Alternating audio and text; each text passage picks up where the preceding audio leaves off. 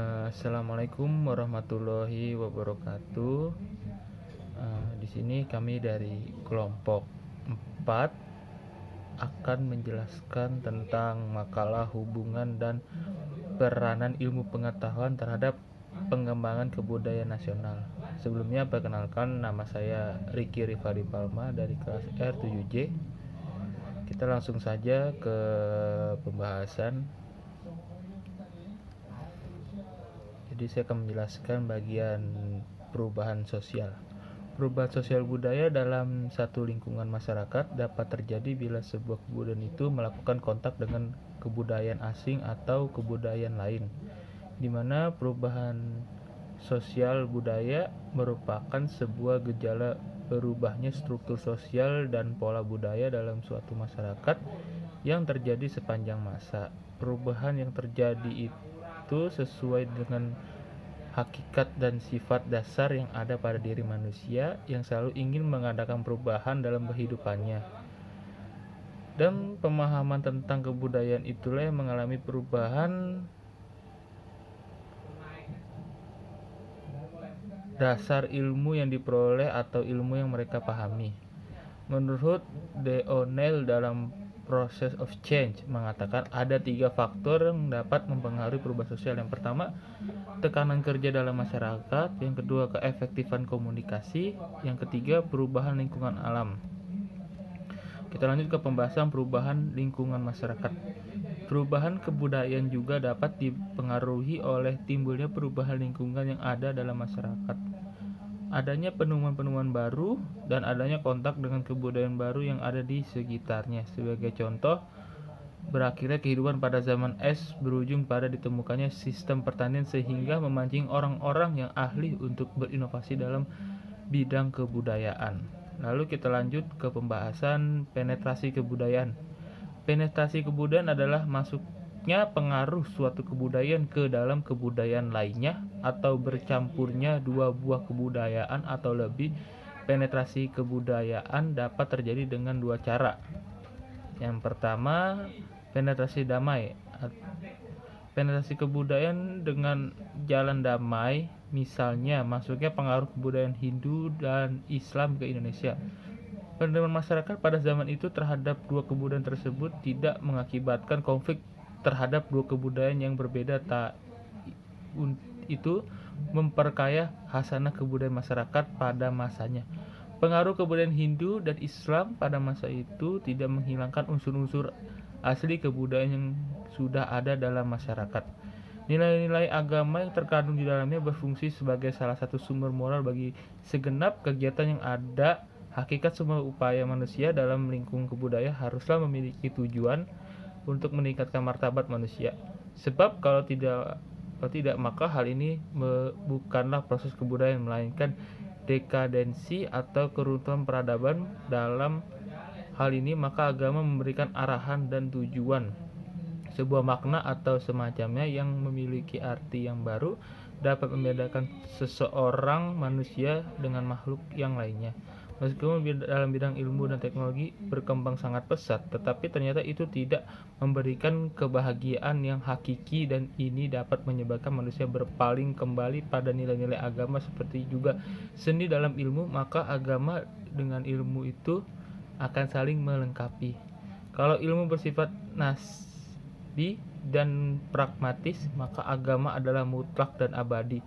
Albert Einstein mengatakan bahwa hakikat itu dengan kata-kata, ilmu tanpa agama adalah buta, agama tanpa ilmu adalah lumpuh. Yang kedua, yang B, penetrasi kekerasan. Masuknya sebuah kebudayaan dengan cara memaksa dan merusak dapat kita contohkan masuk kebudayaan asing ke Indonesia pada zaman penjajahan yang disertai dengan kekerasan sehingga menimbulkan goncangan-goncangan yang merusak keseimbangan dalam masyarakat yang hidup pada masa itu. Mungkin sekian penjelasan dari saya. Berikutnya rekan saya akan menjelaskan materi berikutnya. Kurang lebihnya mohon maaf. Saya Putri Andini, NPM 2018 4350 0918. 216 Pengaruh timbal balik antara ilmu dan kebudayaan. Menurut Surajio 2007 137, ilmu adalah bagian dari pengetahuan. Untuk mendapatkan ilmu diperlukan cara-cara tertentu.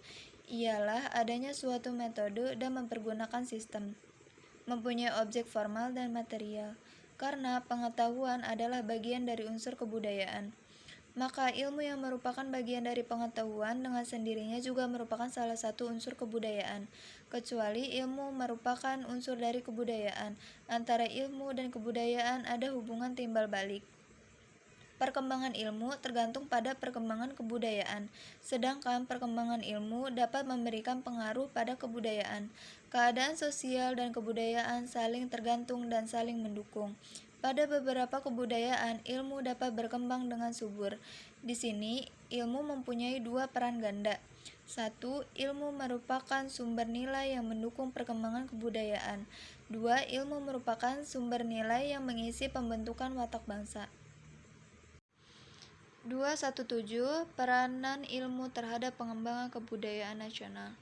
Menurut Surajio 2007 140, pengembangan kebudayaan nasional pada hakikatnya adalah perubahan dari kebudayaan yang sekarang ini bersifat konvensional ke arah situasi kebudayaan yang lebih mencerminkan aspirasi tujuan nasional. Langkah-langkah yang sistematik menurut Endang Daruni Asdi 1991 adalah sebagai berikut. 1. Ilmu dan kegiatan keilmuan disesuaikan dengan kebudayaan yang ada di masyarakat kita, dengan pendekatan edukatif dan persuasif yang menghindari konflik-konflik, bertitik tolak dari reinterpretasi nilai yang ada dalam argumentasi keilmuan. 2. Menghindari saintisme dan pendasaran terhadap akal sebagai satu-satunya sumber kebenaran. 3. Meningkatkan integritas ilmuwan dan lembaga keilmuan dan melaksanakan dengan konsekuen kaidah moral kegiatan keilmuan. 4. Pendidikan keilmuan sekaligus dikaitkan dengan pendidikan moral. Etika dalam kegiatan keilmuan mempunyai kaidah imperatif. 5. Pengembangan ilmu disertai pengembangan bidang filsafat. Filsafat ilmu hendaknya diberikan di pendidikan tinggi. Walaupun demikian, kegiatan ilmiah tidak berarti lepas dari kontrol pemerintah dan kontrol masyarakat.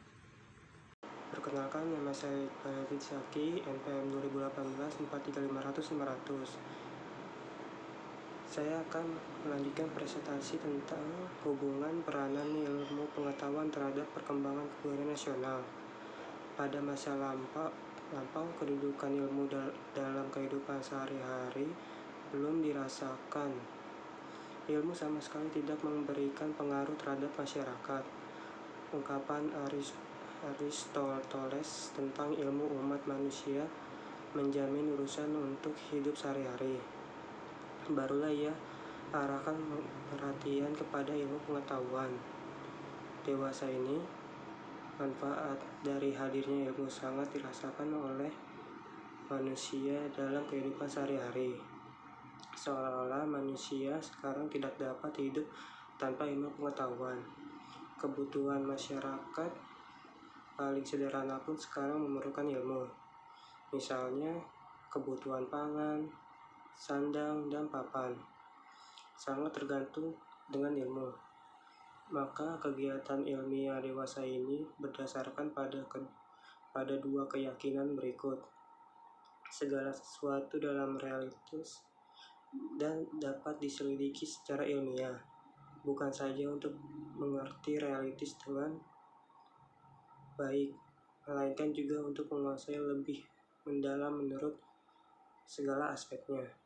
Semua aspek realitas kebutuhan, juga pendidikan primer seperti air, makanan, udara, cahaya, kehangatan, dan tempat tinggal tidak akan cukup untuk penyelidikan itu. Dengan demikian, ilmu pada dewasa ini mengalami fungsi yang berubah secara radikal dari tidak berguna sama sekali ke dalam kehidupan praktis menjadi tempat tergantung kehidupan manusia.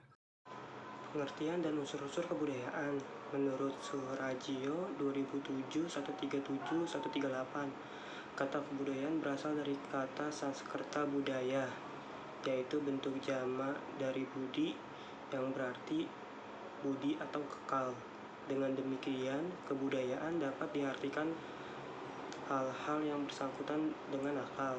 Ada sarjana lain yang mengupas kata budaya sebagai suatu perkembangan dari majemuk budaya, yang berarti daya dari budi. Menurut Ki Hajar Dewantara, kebudayaan berarti budidaya manusia atau hasil perjuangan manusia terhadap pengaruh kuat, yakni alam dan zaman, kodrat dan masyarakat, yang merupakan bukti kejayaan hidup manusia untuk mengatasi berbagai rintangan dan kesukaran di dalam hidup dan penghidupannya untuk mencapai keselamatan dan kebahagiaan yang pada lahirnya bersifat tertib dan damai.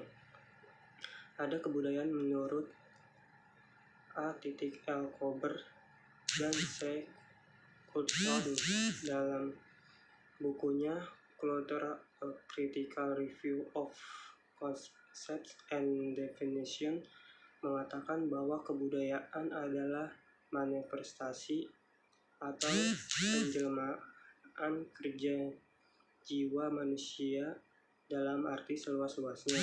Menurut Chekhov atau 7 unsur dalam kebudayaan masing-masing unsur kebudayaan diantara lain: 1.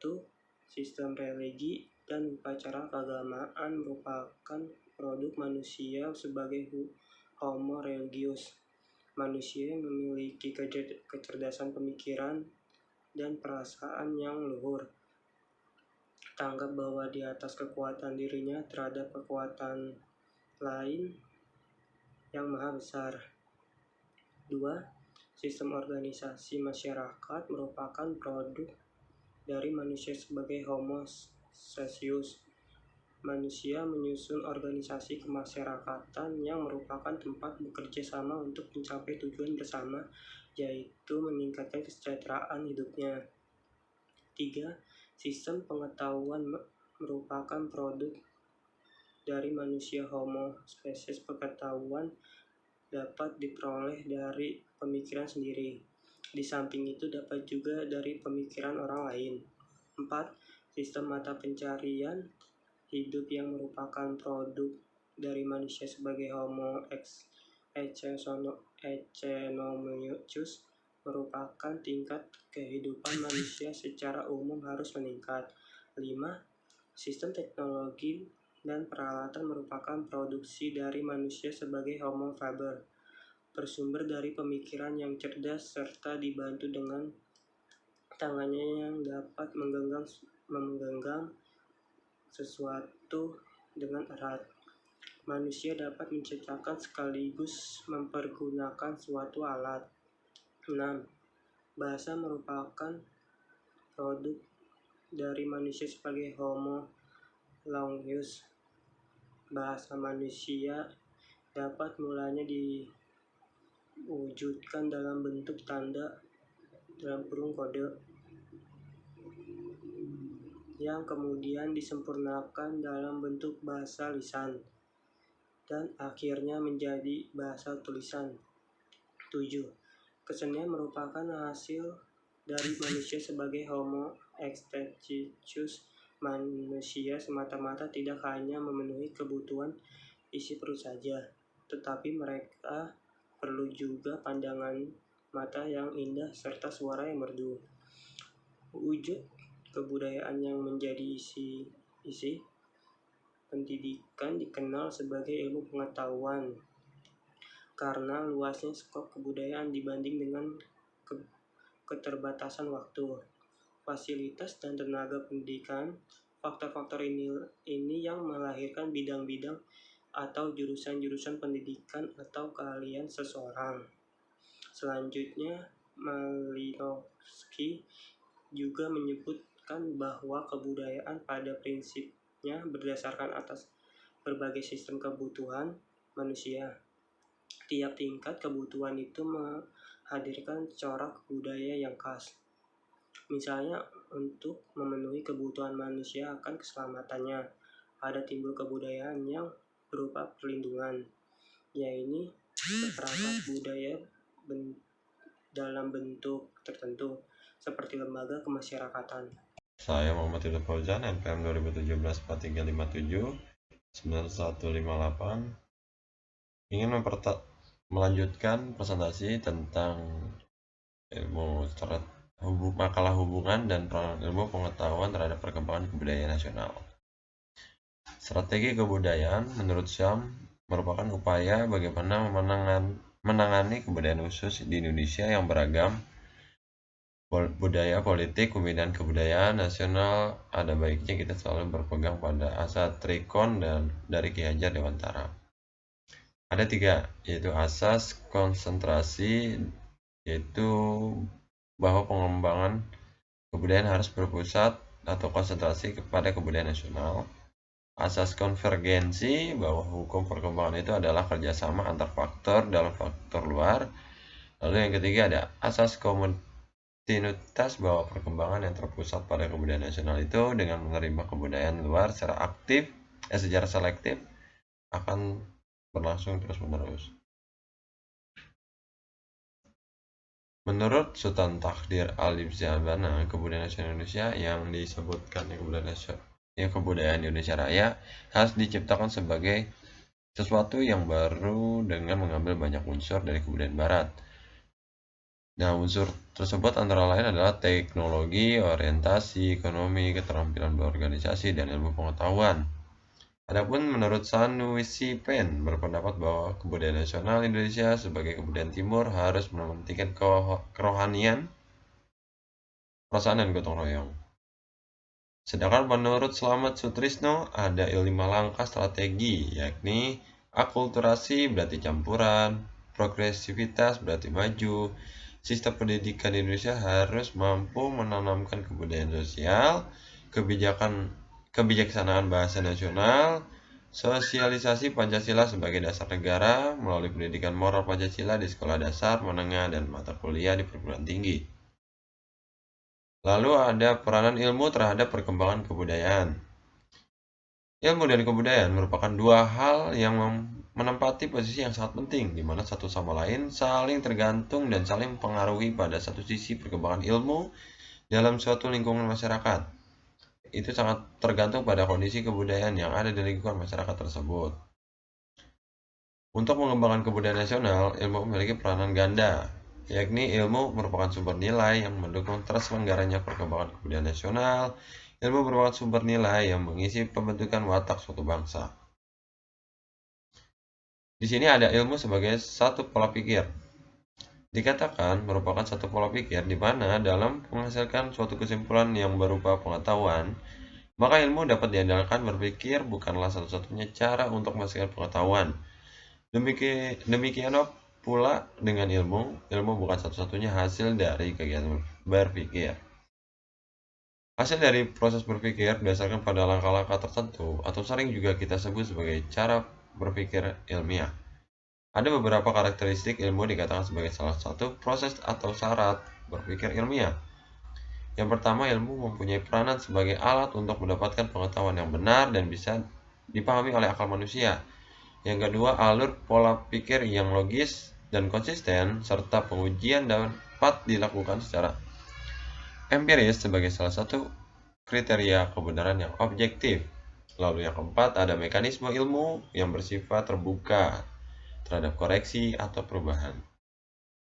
Lalu di sini ada ilmu sebagai asas normal. Ilmu merupakan hasil dari kegiatan berpikir untuk mendapatkan pengetahuan yang benar.